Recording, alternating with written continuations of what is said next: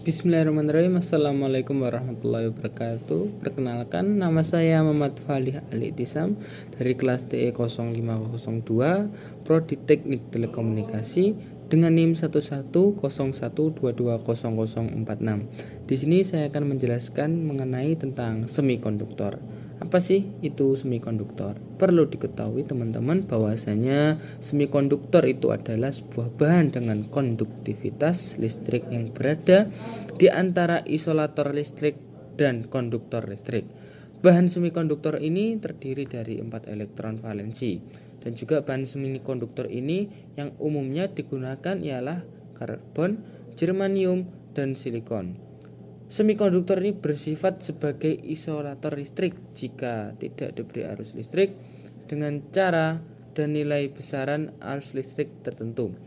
Namun, pada temperatur, arus listrik, tata cara, dan persyaratan kerja tertentu, semikonduktor ini berfungsi sebagai konduktor, misalnya sebagai penguat arus, penguat tegangan, dan penguat daya. Untuk menggunakan suatu semikonduktor supaya bisa berfungsi harus tahu spesifikasi dan karakter semikonduktor tersebut. Jika tidak mengetahui syarat operasinya, maka akan tidak berfungsi dan bisa jadi menyebabkan ada kerusakan. Semikonduktor sangat berguna dalam bidang elektronik karena konduktansinya yang dapat diubah-ubah dengan menyuntikkan materi lain, biasanya disebut pendonor elektron ya. Dan semikonduktor ini digunakan pada berbagai alat semikonduktor. Yang lain, sifat kelistrikan suatu material tersebut termasuk semikonduktor dapat dijelaskan dengan menggunakan diagram pita energi. Diagram pita energi ini menjelaskan bahwa dari sekumpulan atom-atom yang terkumpul rapi membentuk struktur kristal tertentu. Hanya ada sejumlah tingkat energi yang dapat ditempati oleh elektron.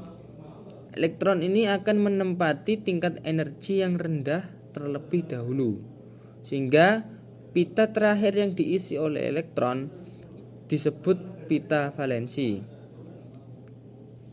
Jumlah tingkat energi pada setelah pita valensi disebut pita konduksi, dan jarak antara tingkat energi terendah di pita konduksi dan tingkat energi tertinggi di pita valensi disebut celah pita. Dan pada silikon celah pita ini bernilai 1,1 eV. Sejarah dari semikonduktor bisa diketahui. Istilah semikonduktor pertama kali digunakan oleh Profesor Alessandro Volta pada tahun 1782. Michael Faraday adalah orang yang pertama yang mengamati efek semikonduktor pada tahun 1833. Michael Faraday ini mengamati bahwa hambatan listrik perak sulfida menurun seiring dengan suhu. Pada tahun 1874, Karl Braun menemukan dan mendokumentasikan efek dioda semikonduktor yang pertama. Si Braun ini mengamati bahwa arus mengalir bebas hanya dalam satu arah pada kotak antara titik logam dan kristal galena. Pada tahun kemudian 1901, perangkat semikonduktor ini pertama yang disebut kumis kucing dipatenkan. Perangkat tersebut ini ditemukan oleh Jagat Chandra Bose. Kumis kucing adalah penyearah semikonduktor kontak titik yang digunakan untuk mendeteksi gelombang radio. Kemudian transistor adalah perangkat yang terbuat dari bahan semikonduktor.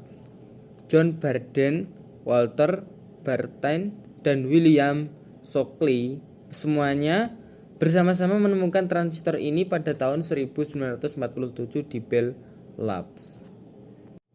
Semikonduktor terbagi menjadi dua jenis, yaitu yang pertama jenis intrinsik atau murni, dan yang kedua yaitu adalah jenis ekstrinsik atau tidak murni. Untuk penjelasan yang semikonduktor intrinsik yang pertama yaitu terbuat dari satu jenis bahan, sedangkan semikonduktor intrinsik didoping atau ditambahkan pengotor untuk meningkatkan konduktivitas. Ya, untuk semikonduktor intrinsik yang murni dan hanya terdiri dari satu jenis atom. Biasanya ini adalah struktur kristal dari germanium atau silikon, dan sifat-sifatnya semikonduktor intrinsik ini hanya muncul dari pembangkitan termal atau rekombinasi pasangan lubang elektron. Semikonduktor intrinsik ini jarang digunakan di luar laboratorium karena kepadatan pembawa muatan bebasnya yang rendah. Namun, mereka penting untuk memahami sifat-sifat semikonduktor ekstrinsik juga yang akan dieksplorasi selanjutnya. Untuk yang kedua yaitu adalah semikonduktor ekstrinsik. Semikonduktor ekstrinsik ini diperoleh dari semikonduktor intrinsik dengan menambahkan sejumlah kecil pengotor, suatu proses yang disebut doping. Doping ini menghasilkan peningkatan konsentrasi pembawa muatan yang secara signifikan meningkatkan konduktivitas semikonduktor dan menjadikannya cocok untuk aplikasi praktis. Proses doping juga memasukkan tingkat energi tambahan ke dalam struktur pita silikon, dan elektron dapat melompat dari tingkat energi ini ke pita konduksi, sedangkan lubang yang ditinggalkannya dapat menerima elektron dari pita valensi. Pada akhirnya kita mendapatkan semikonduktor ekstrinsik dengan aliran arus yang jauh lebih besar.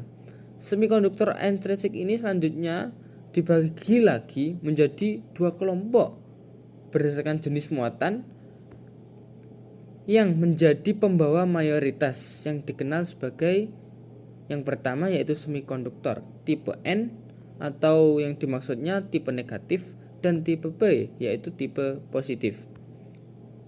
Untuk tipe yang negatif mempunyai elektron sebagai pembawa muatan mayoritasnya. Jenis semikonduktor tipe negatif ini muncul dengan mendoping semikonduktor intrinsik dengan pengotor pentavalen atau golongan 5 seperti fosfor atau arsenik.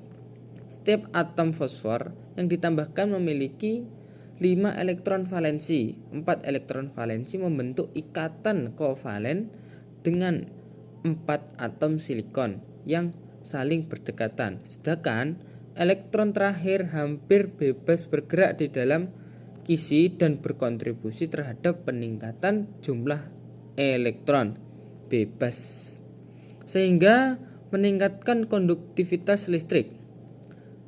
Sedangkan yang semikonduktor tipe positif sebaliknya memiliki lubang atau tidak adanya elektron sebagai pembawa muatan mayoritasnya, dengan mendoping semikonduktor intrinsik dengan pengontor trivalen atau golongan 3 seperti boron atau gallium.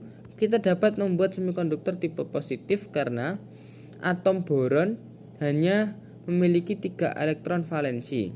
Elektron valensi tersebut tidak cukup untuk membentuk ikatan kovalen yang stabil dengan atom silikon yang saling berdekatan, sehingga menimbulkan kekosongan elektron atau lubang. Lubang ini sehingga dapat bergerak ketika elektron di dekatnya sedang mengisi, sehingga menciptakan ilusi pergerakan muatan yang positif. Dalam dunia semikonduktor, kita sering menjumpai istilah-istilah seperti pita valensi, pita konduksi, dan celah terlarang. Pemahaman mereka sangat penting untuk memahami cara kerja semikonduktor.